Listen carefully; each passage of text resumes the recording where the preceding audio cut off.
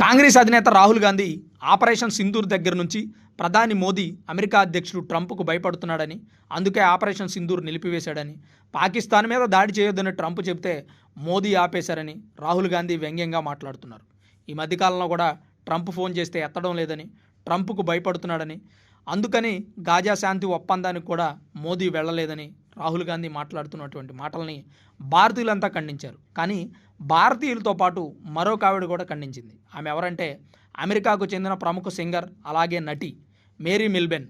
మోదీ ట్రంప్కు భయపడడం లేదండి, మీరు పొరపాటు పడుతున్నారు. ఆయనకు ఈ లాంగ్ గేమ్పై అవగాహన ఉంది. అమెరికాతో వ్యూహాత్మకంగా వ్యవహరిస్తున్నారు. ట్రంప్ లాగానే మోదీ కూడా వారి దేశానికి ఏది అవసరమో అదే చేస్తున్నారు. ఆల్మోస్ట్ దేశ అధినేతలందరూ అలాగే చేస్తారు. ఇది మీకు అర్థం కాదు, నీకు పీఎం అయ్యే చతురత లేదు అని వ్యంగ్యంగా రాహుల్ గాంధీపై ట్వీట్ చేశారు ఆమె. ఈ ఒక్క మాట చాలు కదా రాహుల్ గాంధీ పరిజ్ఞానం ఏమిటో. అలాంటి వ్యక్తి మోదీని విమర్శిస్తున్నారు.